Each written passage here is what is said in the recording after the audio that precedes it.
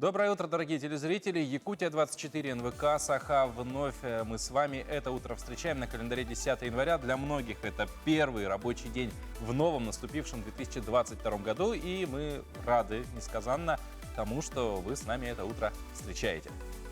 Ну, а вместе с вами в это утро мы, Павел Танин, Полина Долинская. Друзья, и, во-первых, мы бы хотели вас поздравить с наступившими праздниками и пожелать вам, конечно же, здоровья, успехов на этот 2022 год. И сегодня как раз-таки с нашими гостями мы и поговорим о том, как же все-таки прийти в режим после таких длительных затяжных выходных. Помимо этого узнаем, какие актуальные научные темы исследуют юные исследователи в Якутии. А также мы узнаем, где в Якутии открылся первый крытый бассейн на вечной мерзлоте. Помимо этого поговорим о том, точнее получим полезные советы от нашей постоянной рубрики нашего юриста, узнаем, что на этой неделе ожидает представителей всех знаков зодиака. Друзья, участвуйте в эфире вместе с нами, рассказывайте, как прошли ваши выходные. По номеру WhatsApp мы ждем от вас сообщений 8 914 273 44 88. А также, если у вас будут вопросы к нашим гостям, обязательно задавайте, и мы их передадим и озвучим. Помимо этого, не забывайте про нашу страницу в Instagram __ Якутии. Там все интересные материалы из наших выпусков всегда можете найти, прокомментировать, поделиться с друзьями. Ну а если вы вообще выпуск пропустили целиком, то смело заходите на YouTube-канал, и там будут все повторы наших выпусков, каждый день появляются. А также смотрите нас через приложение НВК Саха. Ну а сейчас, я думаю, самое время узнать, какая погода за окном. По данным Якутского гидрометеоцентра, в 6 часов утра температура воздуха в центральных районах составила 39,42 градуса ниже 0. В заречной группе Улусов 39 – 44. В южных Валдане в это утро -37 и -33. В Нерюнгре, Авилюйской группе -43, -37. В Нижнеленских 37,42 со знаком минус, а в западных 32,42 ниже 0. В Колымын-Дигирской группе Улусов -24 в это утро в Зырянке и -35 в Хану. В Янских -25, -39 мороза. На северо-западе -16 в Оленьке, Соскылахе -18, в Тиксе -16. В городе Якутске температура воздуха на 6 часов утра составила 41 градус мороза, атмосферное давление 770 миллиметров ртутного столба. Штиль. В течение дня синоптики обещают, что будет преимущественно без осадков. Утром туман, днем снег, а ветер юго-западный подует с порывами от 1 до 3 метров в секунду. Температура воздуха днем -36, -38.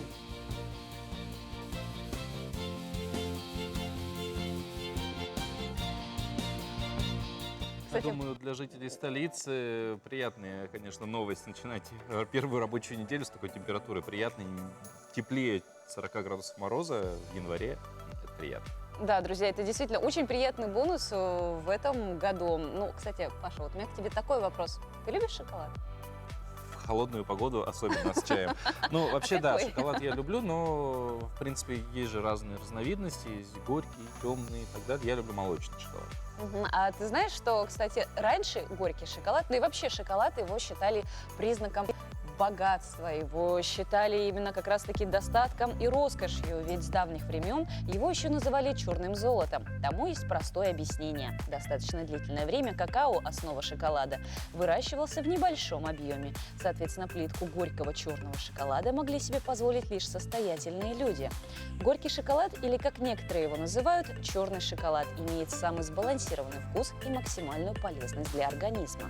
Да, при этом, кстати, горький шоколад – это, по сути, диетический шоколад, когда при изготовлении черного шоколада в него не добавляют сахар. И с течением времени горький шоколад, понятное дело, вот сказали уже, что он был как черное золото, со временем стал дешеветь, потому что ингредиенты стали более доступны, и он, соответственно, сам шоколад стал доступен всем слоям общества. Я думаю, для многих сейчас наступил тот период невкусных конфет в подарках. Возможно. Но, к слову, сегодня 10 января, и вот такая историческая справка. Да, буквально много-много лет назад, в 49 году до нашей эры, Юлий Цезарь, тогда еще будучи полководцем, Не салатом? Еще не стал салатом и еще не стал императором. Он был полководцем, он победил галлов, над Галлией победа произошла. Он подходил к пограничной реке Римской империи Рубикону, где должен был распустить свое войско, но он этого не сделал и решил пойти на Рим, тем самым начав гражданскую войну и начал строить свою дорогу к императорству. Очень интересно. Кстати, давайте, друзья, узнаем, какие же еще интересные события и даты выпадают на сегодняшний день.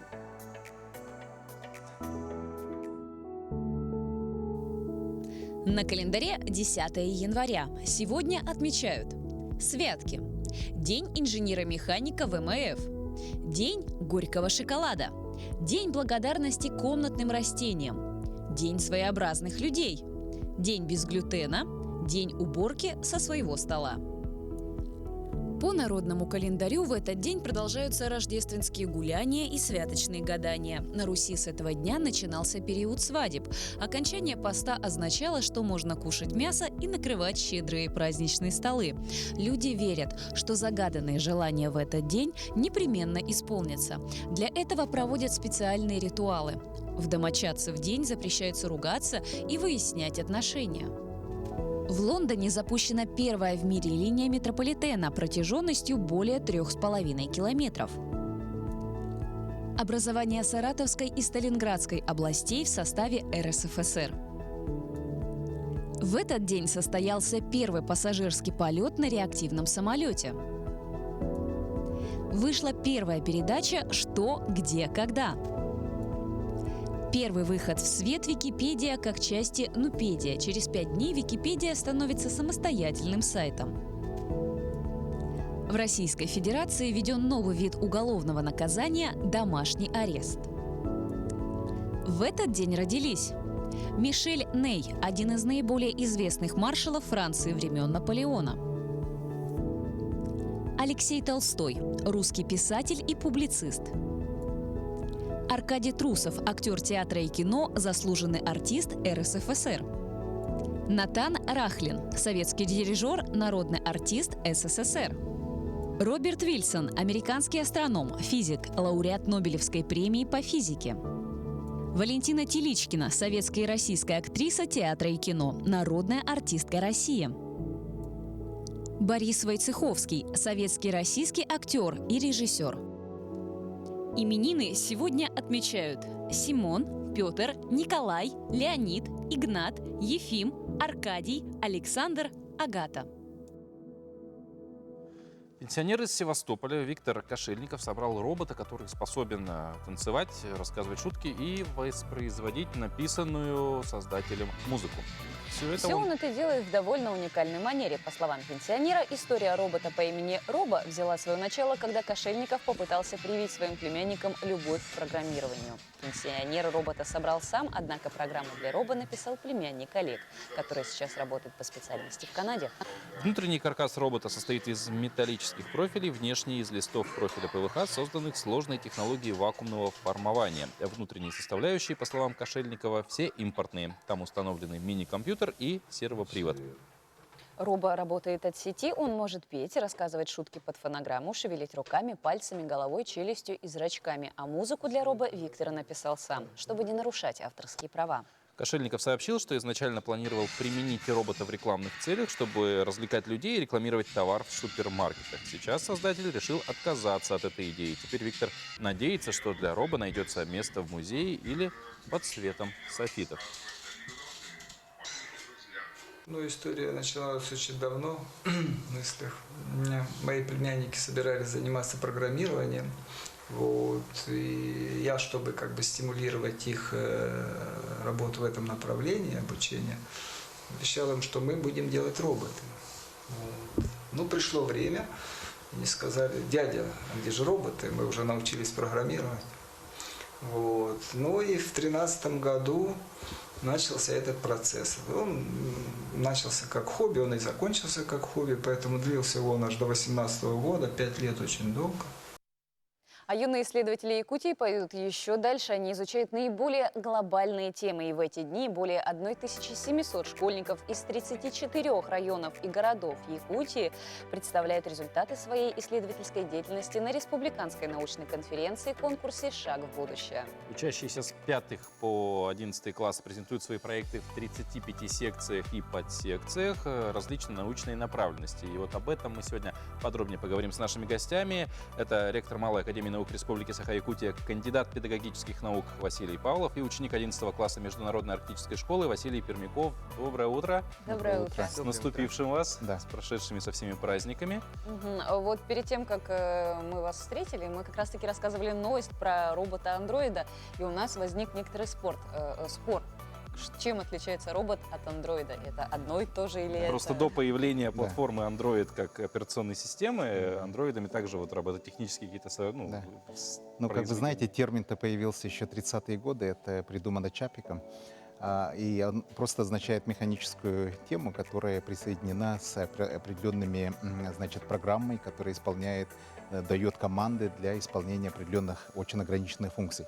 Но сейчас, так как вся эта операционная система, мобильные, например, основанные на открытых системах, как Linux, являющиеся так называемые андроиды и прочее, настолько сильно развиты, что могут позволять абсолютно разнообразное количество операций и прочее, да, так сказать, то робот становится совершенно новой, как говорится, новым явлением. И оно, мы как говорим сейчас, да, так сказать, искусственный интеллект и плюс повышенные возможности дают его функциональность, да, так сказать, расширяет до невозможных лимитов. Но мы вернемся уже к нашей теме, да, исследовательская работа подрастающего поколения, да, наука с ранних лет — это прекрасно, отрадно, что в год столетия Якутской ССР, год это начинается вот таким событием грандиозным, важным. Да. Ну и главный вопрос, какие актуальные темы будут затрагивать юные исследователи? Но юный исследователь всегда затрагивает темы, которые интересуют и являются в данное время очень популярными. Ну, это робототехника, как мы сказали, да, искусственный интеллект, программирование. Ну, и в Якутии, как всегда, очень любят традиционные культурные вопросы, да, так сказать, то есть история, естествознание, вопросы, значит, связанные с культурологическими исследованиями. Это то, что интересует детей Якутии. Ну, это как раз-таки те самые актуальные темы, Да. которые обычно разбираются. Ну вот, и это все, на самом-то деле, на основе всего этого лежит так называемая академическая точность, да, и я вот хотел немножко уточнить, да, что я не являюсь кандидатом педагогических наук, да, кстати, у меня звание называется доктор философии, да, потому что я его получил за границей в Англии, да, кстати, это такая докторская степень определенная. Ну, мы сейчас прервемся на некоторое время и еще более подробнее с вами обо всем этом поговорим. И, конечно же, поговорим с нашим юным сегодня гостем. Друзья, оставайтесь с нами.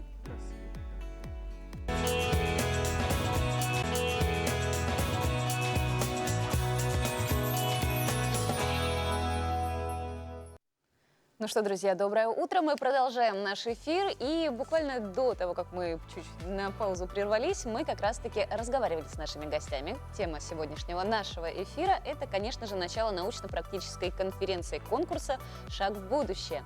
Наши гости – Василий Павлов и Василий Пермяков. Доброе утро. Василий, мы хотим задать вопрос вам. Во-первых, какую тему вы исследуете и что вам дает участие именно в этой конференции? Я выбрал тему изучения пожаров в Горном Улусе, в моем случае, потому что это наиболее яркий пример, я считаю. Но и вообще пожары актуальны в наше время. И я считаю, что участие в подобных конференциях дает мне опыт, знания. И считай, опыт в работе с большими материалами и выступлениях. И таким образом, я считаю, что я могу сделать свой вклад в науку и в развитие нашего общества. А давно вы занимаетесь этим? Я занимаюсь наукой с 8 класса. Моим первым руководителем была моя мама, Елена Васильевна. И хотел бы поздравить ее и ее коллег с открытием школы в Сотинцах. 14 января у них откроется новая школа. Сейчас моими руководителями являются Захаров Моисей Иванович и Михаил Михайлович Чиросов. И на это все, я думаю. Но вот занятие наукой помогло, может быть, как-то с точки зрения профориентации определиться с будущей профессией? Есть ли уже какие-то мысли, кем ты хочешь стать? Связано ли это вот с твоей научной деятельностью? Да. В своих научных исследованиях я использую такие технологии, ну, GIS-технологии, и свое будущее я решил связать с этими GIS-технологиями и выбрал профессию геофизика. Помогло мне с этим кружок геоматика, который ведет мой научный руководитель, и мои научные исследования. Получается. ГИС-технологии, если не ошибаюсь, это географические информационные системы. Да. Василий Климович, вот говоря про работы участников, про их проекты, кто оценивает работы? По каким, может быть, критериям? Ну, за 26 лет вот нашего конкурса уже имеется такое сообщество экспертов. В этом году 346 экспертов. Это у нас ведущие ученые, эксперты с нашего академического сообщества. Это и наш университет, ФИЦ, это Федеральный исследовательский центр. Все наши научные институты, как раз лучшие преподаватели, лучшие ученые, все молодые, они являются экспертами нашего конкурса. Всем им мы очень благодарны. 26 лет – это довольно-таки большой срок. Больше четверти века. Да, и как вообще меняются именно сами школьники, которые предоставляют вот эти вот темы? У нас каждый год увеличивается число детей, которые работают по разным темам. На муниципальном этапе у нас было примерно 5700 работ, значит, подано. Из них мы отобрали где-то 1700. Получается примерно 2000 участников. Прошлые годы уже это число увеличилось на сотни, как говорится, еще больше проектов. И каждым годом у нас это увеличение, тенденция идет такая. В этом году конкурс также вошел в перечень мероприятий Министерства просвещения Российской Федерации. Что это шагу в будущее дает? Это очень важно, потому что это все учитывается при поступлении наших участников в университеты. Кроме ЕГЭ, получаются дополнительные баллы. Это очень То есть важно. как наравне с Олимпиадами? Да, наравне с Олимпиадой. Но также это учитывается на уровень всей нашей системы образования. Это идет такой конкурс между регионами, да, и это все будет учитываться, естественно. Участие наших детей. Но вот в рамках форума также впервые проведен региональный этап всероссийского конкурса «Молодежь, наука, бизнес». Расскажите, что Но в этом году мы имеется в виду, в этом сезоне это мы начали, учебном году. Это очень интересный новый такой этап нашей работы. Принимали участие где-то сотни проектов. Означает о том, что все эти научные проекты наших детей должны иметь какой-то практический выход, да? Особенно в области, значит, как раз бизнеса и прочее. То есть инновации должны иметь прикладное значение. Вот о чем идет речь. Ну, мы желаем вам успехов, Василий Климович, как Спасибо. вам именно оценивать вот эти работы, и, Василий, тебе в твоей работе дальнейшей. Друзья, ну а мы двигаемся далее. И сейчас актуальные новости на территории нашей республики и за ее пределами.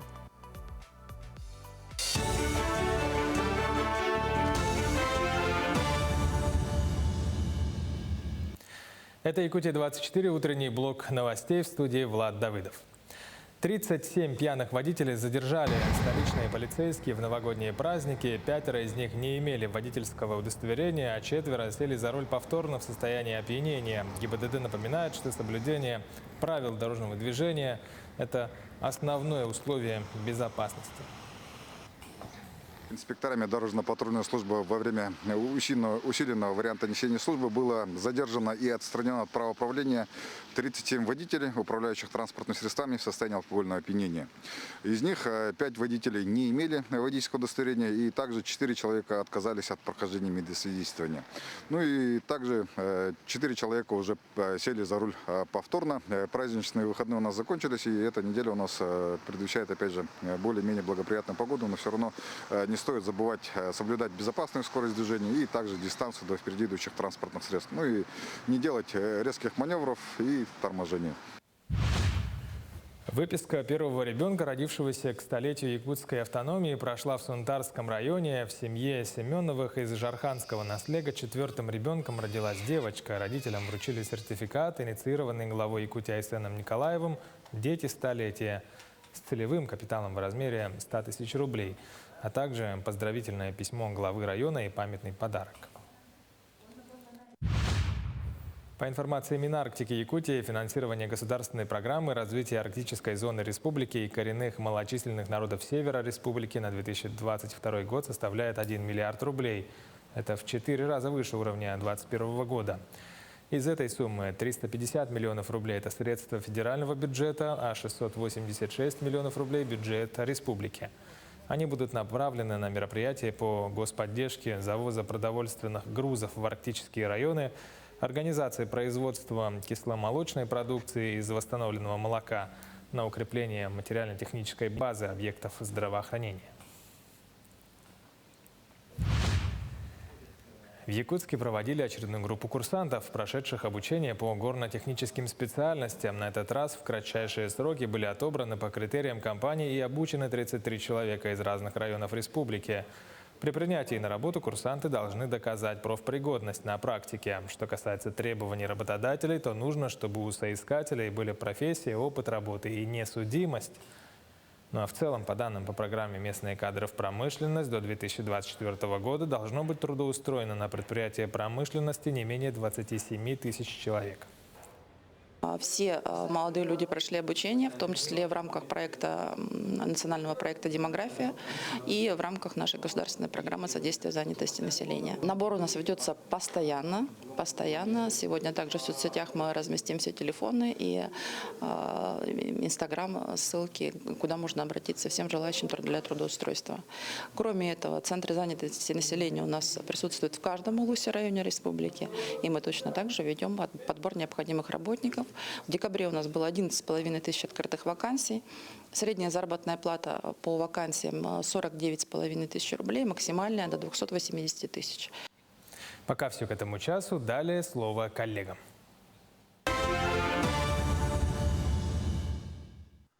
Часто мы не знаем правил, точнее даже прав, которыми мы обладаем с точки зрения как покупательской своей деятельности, и при этом часто продавцы пользуются этим, говоря, что, допустим, вернуть какой-то там тот или иной товар можно там только с какой-то доплатой или вообще невозможно. Хотя на деле оказывается, что прав у нас гораздо больше. И подробнее об этом мы узнаем в нашей постоянной рубрике «Советы юриста». Сегодня мы поговорим о том, как вернуть или обменять товар в магазине. Товар можно вернуть, если он вам не подошел, в течение 14 дней. Безусловно, это касается и также товара, приобретенного по интернету. За исключением ряда товаров, которые не подлежат возврату, это предметы личной гигиены, парфюмерия, текстильные товары, изделия и материалы, полностью или частично изготовлены из полимерных материалов. Список довольно большой, задерживаться не буду, но имейте в виду, что если товар относится к этому списку, нужно отнестись к этому внимательно. Как правило, продавцы предупреждают, но в новогодней суете можно об этом запамятовать. Также невозможно вернуть товар из интернет-магазина, если он изготовлен специально для вас, или придется заплатить значительную стойку. Об этом тоже нужно помнить. Итак, если мы приобретаем товар в интернете, пока он к нам идет, в любой момент мы можем от него отказаться. И, соответственно, магазин должен нам возвратить деньги. Напоминаю, что на любом интернет-сайте есть порядок возврата. В данном случае, если уже уплачено было магазином денежные средства, которые обеспечивают доставку, доставка платная, они не возвращаются, потому что возврат товара, если речь не идет о качестве, производится за счет приобретателя. Далее. Если товар уже пришел, его тоже можно вернуть. Мы пришли, забрали товар, принесли домой, распаковали и вдруг увидели, что он совсем нам не нравится. Что мы делаем? Мы оформляем накладную о возврате и отправляем товар за свой счет обратно продавцу. Напоминаю, что если вам разъяснили порядок возврата в письменном виде, то товар возвращается в установленные сроки. Если этого разъяснения нет, то у нас 3-месячный срок для возврата по приобретенному товару по интернет-сети. Если товар приобретали просто в магазине, действуют стандартные нормы, то есть 15 дней в товарном виде. Если товар подлежит возврату или обмену, мы можем его либо возвратить, либо обменять на аналогичный, который нас устроит. Если товара нет в наличии, мы можем также вернуть товар в установленные сроки и в последующем дождаться, когда необходимый нам вариант будет находиться в магазине и за ним подойти.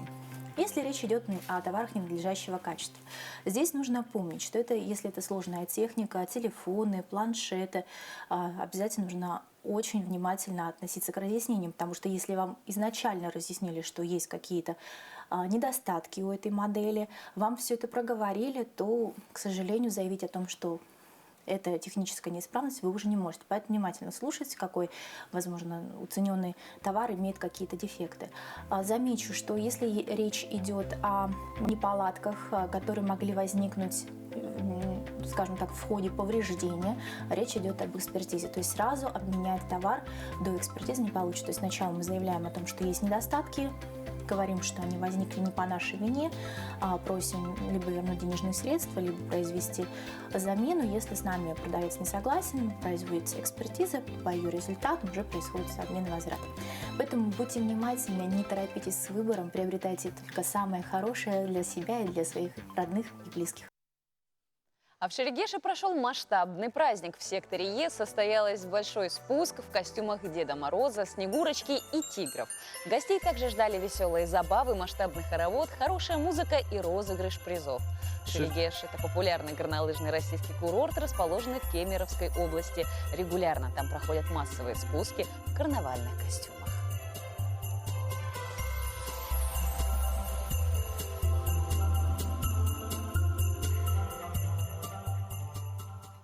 Ну, а новогодние праздники прошли, к сожалению, или к радости, решайте сами для себя. Но, тем не менее, вот эти 10 дней, ну, кому повезло все 10 дней, отдыхать, они, конечно же, без последствий не проходят никогда. Во-первых, как правило, мы встречаем этот понедельник с тусклой, немножко обезвоженной кожей. Но по нам этого не видно, потому что у нас есть гримеры.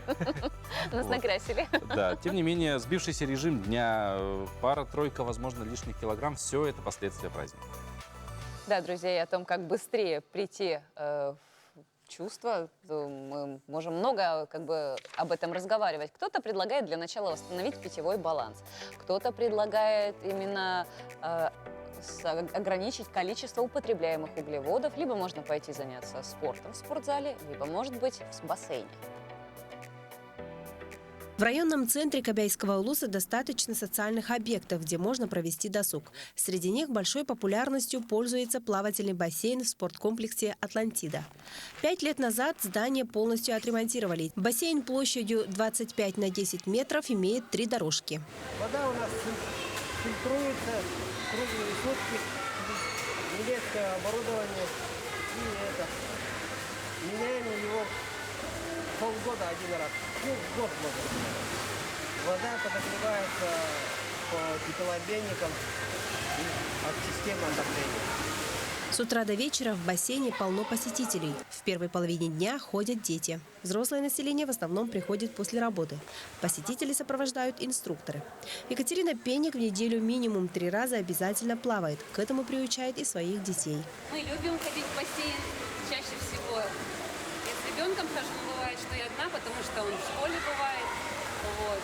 Очень любим плавание и вообще здоровый образ жизни приветствуем. Поэтому я приобщаю детей с раннего возраста. Замечательно, очень нравится, очень комфортно.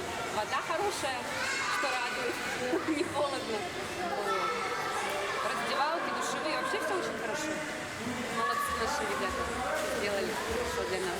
Первый в Якутии крытый плавательный бассейн в условиях вечной мерзлоты в Кобяйском районе строили работники шахты «Сангарская». Это был далекий 1969 год. Назывался он «Юность».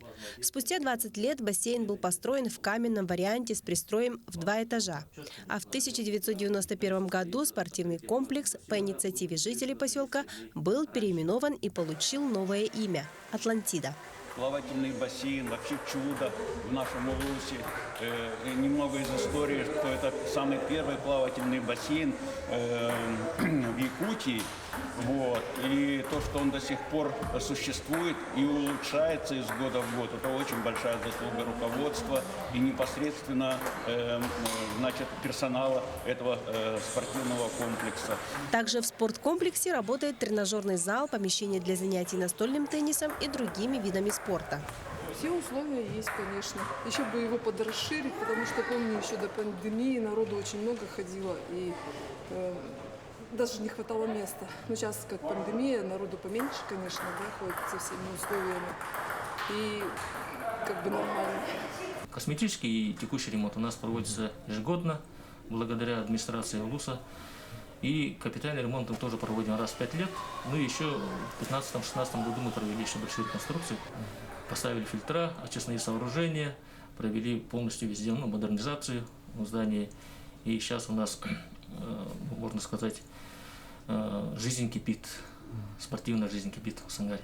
Путь к большим пьедесталам начинается там, где создаются все условия для занятий спортом. Таковым является и Атлантида.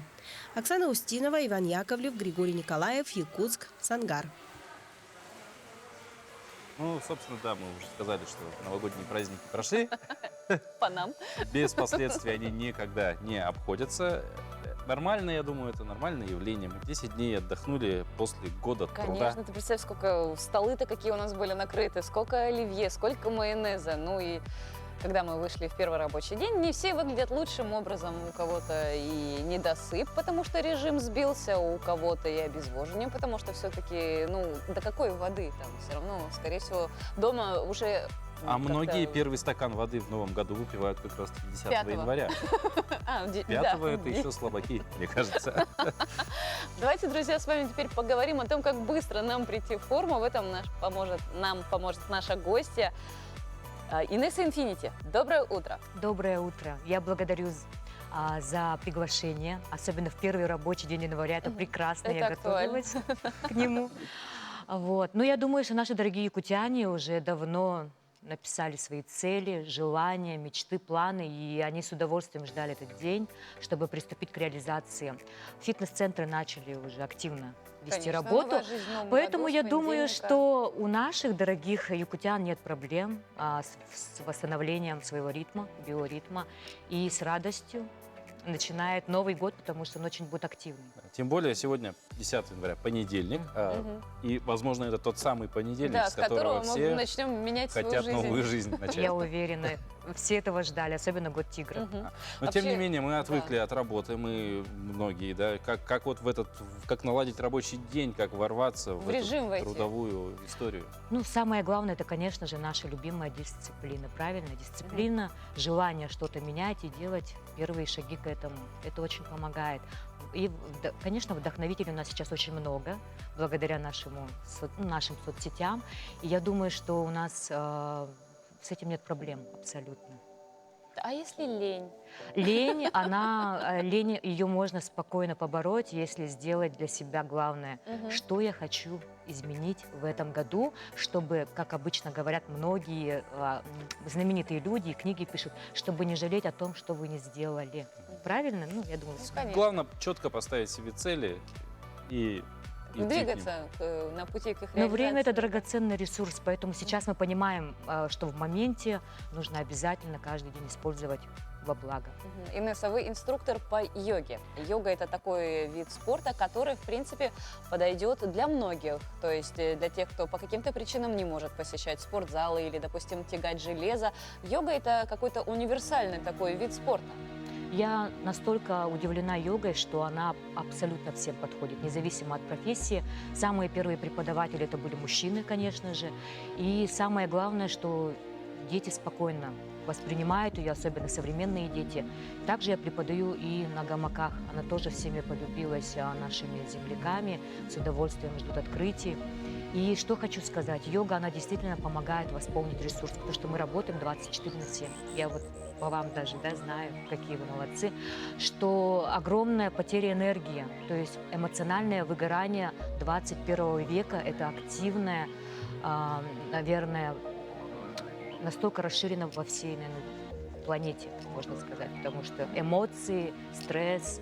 То есть фактически эмоциональное выгорание – это бич современного общества. Это не то, что это просто, я думаю, это панацея уже такая. Вот говоря про йогу, йога чем вот еще замечательно, то что в принципе, если мы говорим про фитнес, то, как правило, это все-таки про наше внешнее, про здоровье тела. А йога, она и про внутреннее, и про внешнее одновременно. Она работает, наверное, на все сегменты. Человек – это как инструмент, то есть тело – ваш инструмент, вы его настраиваете с помощью йоги. Если, допустим, человек любит и фитнес, он может параллельно заниматься и йогой, то есть нету здесь ограничений, то есть я туда не пойду, потому что я духовно не готов, нет такого. Самое главное – это познакомиться заново со своим телом. Только в медленном таком темпе, но некоторые думают, что йога скучная. На самом деле от преподавателя зависит, как он программу сделает. То есть от медленного до интенсивного нарабатывая и меняя, конечно же, допустим, атмосферу. Музыка, голос влияет. Да? Допустим, многие приходят ко мне на занятия и говорят, голос ваш очень нам подходит, то есть есть сонастрой, а им это полезно, они отдыхают. Поэтому... Ну вот, говоря про эмоциональное выгорание, да, не зря мы о нем поговорили, как вообще с ним бороться можно сегодня? То есть как человек, вот, понимающий, что... Да, Как эмоционально не выгореть в первый рабочий день? Или хотя бы как эмоционально не выгореть в первый рабочий день? Ну, я думаю, что уже многие достаточно много слышат, да, это позитивные эмоции. Вот на вас смотрим, вы как солнышко, а атмосфера сзади, Я такой да? же круглый. То есть А я глаза как блестят от лучик. позитивных эмоций. Допустим, говорят, как нам перестать, допустим, грустить. Мгм. Рецепт простой. Наполнять каждый день какими-то полезными событиями. Допустим, если давно не ходили куда-то, пойти туда, куда ты не ходил. Выйти оттуда, к чему мы не привыкли. Допустим, тот же концерт. Да? Но всегда говорят, нет времени, как быть. Правильно? Ну вот есть еще один лайфхак, такой, он как бы для нашего региона не очень подходит, ну, в зимнее время точно, тем не менее сейчас погода располагает. Если ходите пешком на работу, ходите каждый день разными маршрутами. Да, тоже помогает. Входными какими-то и так далее. Каждый день будет что-то новое замечать, и вот этот день сурка будет разнообразен. Ну вот Нет, из у нас в мелочи. Якутии это не работает, мы не будем замечать. У нас выходишь темно, обратно идешь, опять темно. Я сказал, что зимнее время да, но летом видно даже ночью все. Ну, в любом случае из мелочей Мгм. строится. Мгм. Ну. Покажите упражнение. Да, мы, говорим про- это, наверное, нужно всем, потому что все мы практически находимся на стуле, начиная с младших, да, кто школьников, и заканчивая взрослыми, да, вот не только офисные работники. Мы сделаем с вами максимально эффективно, так, чтобы и по времени мы успели. Обычно это до 10 минут, но в рамках эфирного времени мы сжаты, правильно? Так что да? ускоримся. Да, давайте мы ускоримся, думаю, зрители поймут. Что нам нужно? Мы отодвинем стул немного назад и сядем с краю, да, чтобы вам было удобно. Улететь бы отсюда. Все. То Не будет- переживайте, все получится. Спина Я прямая. окажусь в Хорошо. ТикТоке. Спина прямая, глубокий вдох. Почувствуйте, как легкие наполняются воздухом и пупок тянется к позвоночнику. У тебя получилось? Выдыхаем. Пупок тянуть. Выдыхаем. Теперь руки поднимаем через верх. Тянем кончиками пальцем. Выдох. Опускаем. Руки опускаются вниз. Мысленно макушкой тянем вверх и чувствуем, будто сзади стена, и голову проворачиваем круговыми движениями, аккуратно, не запрокидывая. Представим, что сзади Ой. стена. Аккуратно, Полин. И в обратную сторону, да? То есть для зрителей максимально вы для себя время выбираете столько, сколько вам удобно. Теперь голову возвращаем обратно. Правая рука. Располагаем ее в основании виска, ухо, кладем, да, на. Теперь делаем наклоны, возвращаем в исходное положение. Еще раз, чуть-чуть. Главное, медленно, не торопитесь, чтобы все было мягко. Меняете сторону. Выдохнули. Аккуратно возвращаем. Еще раз. И так несколько раз, до 10 раз. Возвращаемся в исходное положение, соединяем ладони вместе и растягиваем наш позвоночник. Теперь по сторонам. Аккуратно чувствуем. В сторону. Ага. Как маятник, да? 10 января. Итак, несколько раз. Раскрываемся. Теперь наш позвоночник, вы всегда сидите прямо, вам нельзя сутулиться, правильно? Теперь все наоборот делаем. Округляем, скругляем позвоночник, выпрямляем, рамка. Выдохнули, голова прямая. Снова округляем спину. И тоже несколько таких движений до 10.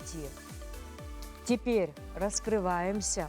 И самое главное, думаю, вы со мной согласитесь, и позвоночник будет вам благодарен, это наклон к нашим прямым ногам. Нам нужно приспособиться. Нам нужны, во-первых, прямые ноги. Садимся так, чтобы вам было удобно. Так, ну, допустим. Да, колени 90 градусов. 90, Да, сначала? на краю сижу. Все, теперь наша задача растянуть в длину позвоночник с помощью наклона. Руки поднимаем параллельно Ага. ушам. Опускаемся медленно и свисаем. Голову расслабляем. И самое главное, чтобы позвоночник вытянулся в длину. А мне нравится это упражнение. Возвращаемся медленно, руки выпрямляем, не торопимся. Вот они 3 килограмма оливье. Выдох. Теперь намасте. Ага. Это самое тоже очень удобное. Теперь локоть кладем на противоположное колено, взгляд направляем наверх, на наши лампы. Возвращаемся. Тоже можно по времени задерживаться столько, сколько удобно. И с другой стороны, то же самое, взгляд наверх. Вот в эту сторону сложнее. Заметили, да, что асимметрия есть? Ага. Вот это нормально Искривление бывает. позвоночника? Нет, иногда люди чувствуют, когда левая и правая сторона отличается. Дальше, если у нас по времени хватает, мы можем... Буквально 30 секундочек остается. Отлично. Ага. Теперь поднимаем ногу, красота. Опускаем и меняем также, да? То есть всего лишь. Всего лишь, видите, допустим, даже обувь не снимая, одежда, кстати, да, Так и любая в офисе подходит. можно еще Конечно. этим заниматься. Поэтому в йоге нет понятия одежды, она может быть любой. Это минимум, что мы показали, я В думаю. принципе, это можно применить. Инесса, спасибо большое. Мы сейчас обязаны уйти на небольшой...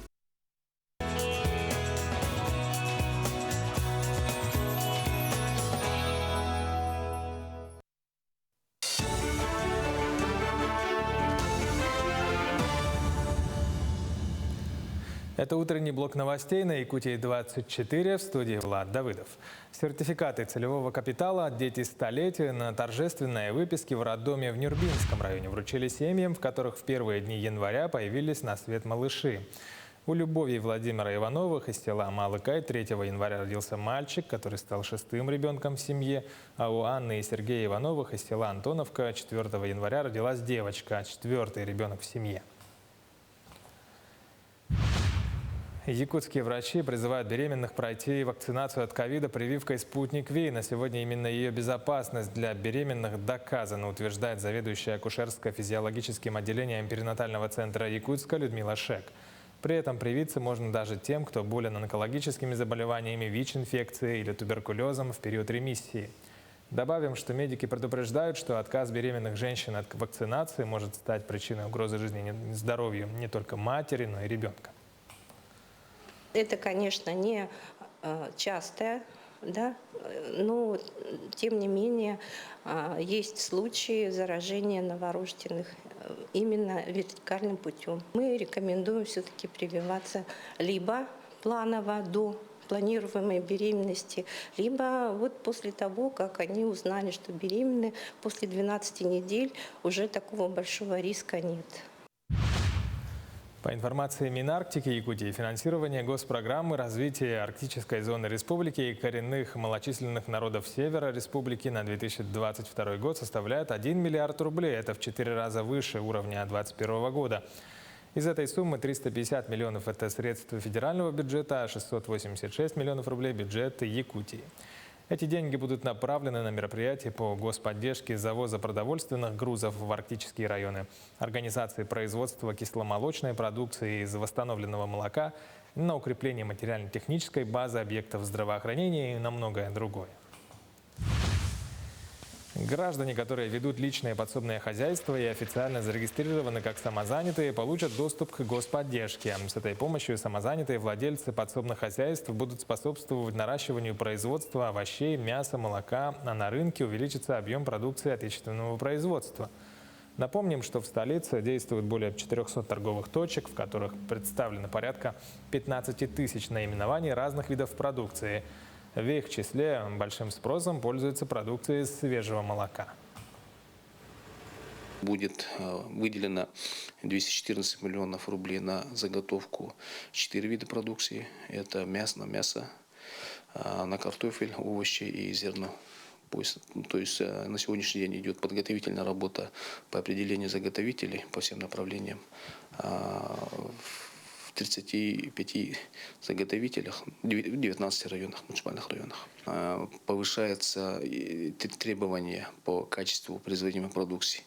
И на сегодняшний день стоит серьезная задача нам идти, то есть начать работу по модернизации объектов, оборудований в муниципальных районах в целом по заготовителям. Желаю вам удачного дня и далее передаю слово своим коллегам. Спасибо, Владислав. Ну а мы сейчас тоже очень немаловажную информацию готовы предоставить. Ну, во всяком случае, немаловажную для тех, кто верит в гороскопы.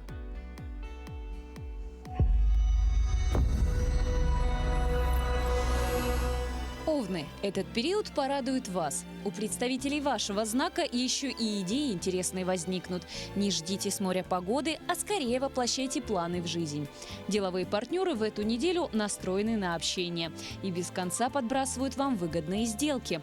Босс тоже не отстает. Воспользуйтесь его благосклонностью и выпросите у него лишний выходной. Домочадцы будут рады. Тельцы, звезды знают, что вы не боитесь общественного мнения, но на этой неделе о репутации желательно побеспокоиться. Кое-кто из коллег вдруг начнет завидовать вашим успехам. Держите мысли в секрете и не хвастайтесь своими достижениями. О победах расскажите чуть позже. Выходные как раз желательно провести в компании друзей. А уж рядом с приятелем можно быть естественным. Эта неделя подарит сюрпризы в финансовой сфере. Близнецы. Люди уважают вас за бескорыстие и дружелюбие, но на этой неделе старайтесь выбирать знакомых, чтобы в вашем окружении не появлялись нечестные ребята. Звезды предсказывают приятные перемены в профессиональной сфере. От ваших талантов в восторге даже руководство. Коллективный труд под вашим руководством даст неплохие результаты, а все ваши идеи окажутся перспективными. Главное вовремя их озвучить. Раки. В эти дни все складывается прекрасно. Вы под опекой фортуны и причин для беспокойства нет. Но старайтесь не действовать под влиянием эмоций и не разбрасывайтесь планами, прежде чем что-то предпринять. Это период богат на путешествия. Работать во время командировок придется много, но и вознаграждение будет неплохим. К тому же в поездках вы обзаведетесь полезными связями и приятными знакомствами. Львы. Звезды знают, что вы ненавидите правила и ограничения, но на этой неделе придется идти на уступки и прислушиваться ко мнению других людей. На самом деле это просто. Попробуйте для разнообразия. На шею к вам никто не заберется, у коллег такие мысли точно не возникнут. Служебная деятельность в этот период принесет удовольствие. Ваши идеи найдут почитателей, и влиятельные люди будут бороться за ваше расположение. Девы, вы не представляете свою жизнь без трудностей и готовы даже придумать проблемы, лишь бы их решать. Но в эти дни все будет складываться почти идеально. Если хотите, звезды подкинут парочку головоломок в профессиональной сфере. На этой неделе у многих из вас откроется дар предвидения.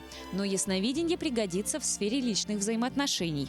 Родственники, конечно, удивятся, но останутся довольны. Весы. Многие наивно полагают, что вы не приспособлены к жизни, но звезды знают, как дела обстоят на самом деле. На этой неделе от вашего легкомыслия не останется и следа. Вы лихо решаете проблемы и расправляетесь с конкурентами. Эти дни подарят успех и в сфере творчества. Не скрывайте свои таланты. В общении с окружающими людьми намечаются приятные перемены. Вы, ребята, милые, и любой человек будет счастлив с вами подружиться. Скорпионы. На этой неделе дела складываются неплохо. Вы дисциплинированы, и начальник то и дело будет ставить вас в пример. Но есть одна проблема – завистливые коллеги. Хотя какая вам разница, ведь друзей среди сослуживцев у вас все равно гораздо больше, чем недругов. В эти дни фортуна согреет вас своими лучиками и подбросит выгодные сделки. Финансовая ситуация будет радовать вас все 7 дней. Стрельцы. Эта неделя будет насыщенной и веселой, так что собирайтесь силами и в путь. Преодолевать трудности вы умеете, и вашему начальнику прекрасно об этом известно. Столько интересных предложений от босса вы еще никогда не получали. Про родных приятелей не забывайте. Планов на эти дни у них много, и без вас они не обойдутся. Дела семейные порадуют стабильностью, ужины по расписанию, просмотры сериалов четко по графику. В выходные могут нагрянуть дальние родственники. Козероги. Звезды предсказывают, что эта неделя будет яркой и интересной. Главное – избавиться от недоверчивости и быть открытым к окружающим. Вас ждет много новых знакомств и встреч. Зарабатывать вы умеете, и уже в начале недели финансовая ситуация заметно улучшится. Не забудьте расслабиться в эти выходные. Водолеи. Вы любите доставлять людям радость и часто действуете в ущерб себе. Но на этой неделе нужно позаботиться о своей персоне. Карьерная лестница свободна, так что взбирайтесь, пока есть такая возможность, безо всякого чувства вины. В эти дни ожидаются сюрпризы в финансовой сфере. Денежная удача нагрянет и будет рядышком с вами довольно долго. Отличный повод обновить гардероб. Ваш образ оценят и деловые партнеры, и домочадцы, и, конечно же, верные воздыхатели. Рыбы. Вы мудры и терпеливы, а на этой неделе приветствуются именно эти качества. Возможностей и шансов в эти дни будет много. Главное – не выключать интуицию и постоянно прислушиваться к ее подсказкам. Компромиссам вы не склонны, но деловые партнеры готовы сотрудничать на ваших условиях. И даже шеф в этот период согласен с вашими высказываниями. Пользуйтесь расположением босса. Можете намекнуть о премии или заявите прямым текстом, что вы желаете отдохнуть.